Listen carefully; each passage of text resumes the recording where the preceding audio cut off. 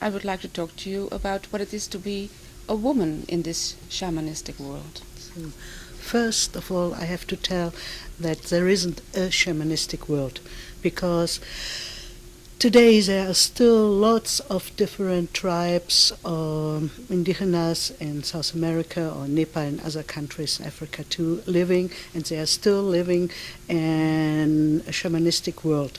So we have different types of shamanistic worlds, but there's like one carpet below this, and this makes all over the world like the essence that this is shamanism. This means that everything who exists has like a soul, has consciousness, and that we are a part of this world, that we are not the heroes and the masters of this world, and that we are always connected to the spirit of other living creatures. Yes. And so I think mostly maybe 27 years I slowly walk into these different rooms of shamanistic world, because I love the way I myself, as a woman, as an artist, as a human, can feel and get in contact with this so-called unseen reality, because for me it isn't any longer an unseen reality, it is reality. Because for me today, after long years of experience, I think that a real realist is a visionary one. So because this is that there is no that we are always in like altered states. There is nearly no cutting between this world and the other world. I only have to know them, and so I can act in them, and this gives a big richness to me. And with all my senses I can go into this world, and I don't have to leave nothing. I don't have to believe nothing, because I can experience this with my own body, with my senses. And the first is I can explore like my own spirit, and then I can get in contact to all the other like qualities of spirit which are in this world. And this is a big richness for me, and makes it much more easier to live. And it's like to sing a song every day, and the tune is changing, but it's my song, and I can live this kind of sound, and I am this kind of sound. Sounds very great. It is. Yeah.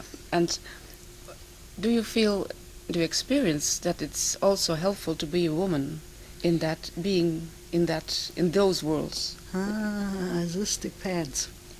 This depends on the culture. When I think of most of the cultures in Nepal, I found it much more easier to be a woman, and also easier to work as a she shaman in this society. But I mostly, in a way, live in the Amazon, in the Peruvian Amazon, and this for women I found, and I still find, it's not so easy to go, because mostly men are doing this real important work. And so it took a long time for me to find a woman where I could learn from her, because we are women and we see the world with other eyes, and sometimes these are not our outside, our biological eyes. It's like I found that if women are really awake, that the skin of the women have thousands of eyes, and it's not only these eyes or this world, it's a kind, my experience are that women are much more closer like to the essence of life, because they are able to give birth, to give life. They can carry life themselves. Yeah, and so they mostly don't need so hard door openers like men need to get in touch really with this field of alive consciousness. And so the problem for me was, it was one experience, a really hard one, because I was looking after a she shaman, and I found one in the Amazon.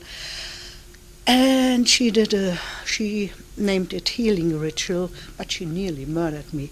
And so I got a ritual with ayahuasca, this plant, which is like a bridge to open really my inner eyes. But she later, people told me, she not only used ayahuasca and chacruna, these both traditional plants which gave effect to you. No, she put a lot of toe, datura into it, and a lot of tobacco. And with this datura, you really can get not only numb in all your parts of your body, but nearly 1.5 a day later, I wasn't able to go, I wasn't able to talk. I really was afraid not to get back into my normal state of thinking and consciousness. Mm-hmm. And normally the songs of the shaman are really healing songs, and they do heal not with the plant. The plant makes that they can see, but they heal with the sound. And this she-woman, she-shaman, she really, for me, it seemed as if she would have like iron whips, and she was like beating me with her iron whips all night long. And I really lost my mind.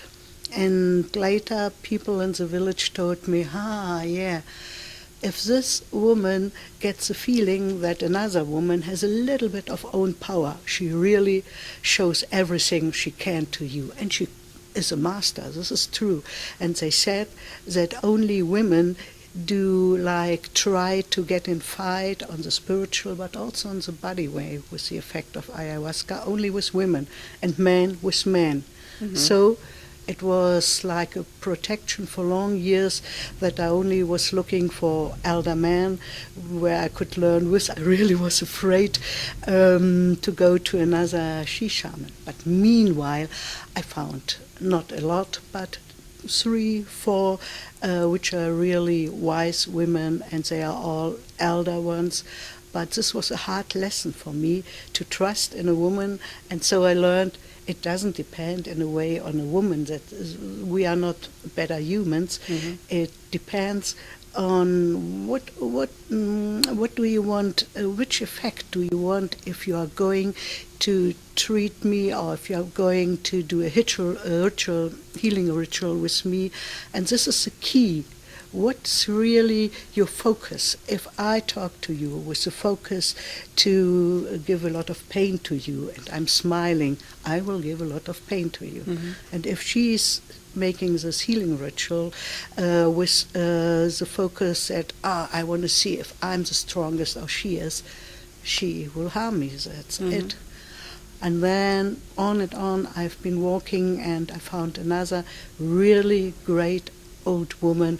Her name is Dr. Felicitas Goodman. She was an anthropologist, and she was really encouraged. She was an old, really strong lady, and she found out that we can change our perception while working only with postures of our body and with the rhythm.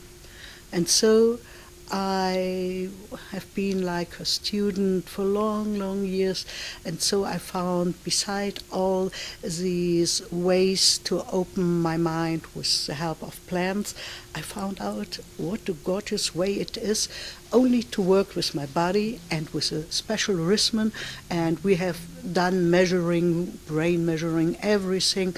But this is interesting. But the most interesting is that if you look at really old statues, postures, so in Stone Age, in all the cultures, you can find postures with a real specific way they held their arms, their hand. And if you do this, if you put your hand like this or like this and open your mouth and put back the head, you immediately will feel a really, really great heat, and with closed eyes and a rhythm of 210 beats per minute, it's really fast. Mm-hmm. The connections in our brain, clack, clack, they turn so that you get in an altered state and you don't have belief, nothing, and it's short time, maybe 15 minutes, you can do it, and you really get into the state of visions. And so nowadays I mostly practice this way on one hand, and I teach this to people because you don't need nothing, only your body and a rhythm and a sound. And we are sound. Our body is sound in every cell. We have like sound and water, and we have this movement, and that's all. And on the other hand,